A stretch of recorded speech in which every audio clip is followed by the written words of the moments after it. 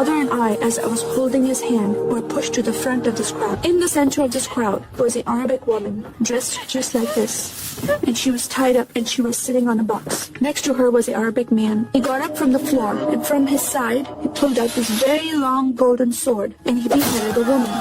My legs are shaking and my heart is going fast. My father said, "If you don't listen to the teachings, this will happen to you one day." I was born and raised in a small country by the name of Kuwait, a community of 98% Muslim population.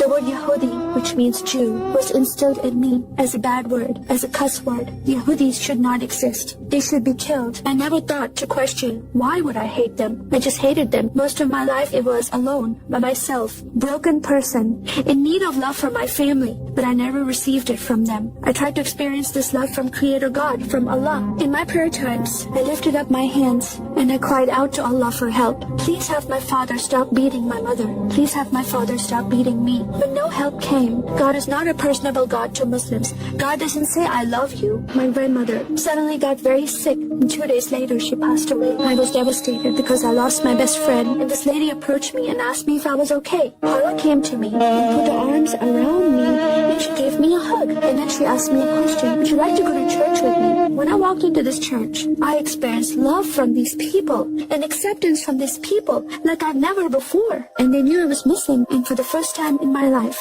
I heard a message from the Bible. I started reading the message about Yeshua. He was given a scroll from Prophet Isaiah. The Spirit of the Sovereign Lord is upon me, because He has anointed me to preach the gospel to the poor. He has sent me to heal the broken heart and to proclaim liberty to the captive and freedom of sight to those who are bound, to proclaim the year of the Lord's favor. First time I heard these words of freedom and healing and liberty. I'm desperate to be freed from bondage. I was held captive in Islam and I wanted to be freed from that. I was blinded with so much hatred in my heart. The darkness broke from my eyes. The veil came off my heart. I knew the decision I was making to leave Islam is a big decision. By Sharia law, Islamic law, it is death penalty. But I'm desperate to know a living God. In that day, I gave my life to becoming a follower of Jesus. This is the God of Israel, God of Abraham, Isaac, and Jacob. And the nation of Israel is God's heartbeat. And I said, "God, forgive me. I did not know I hated your people. I love the Jewish people because it's their God, their Messiah that I'm following. And He told me to love them.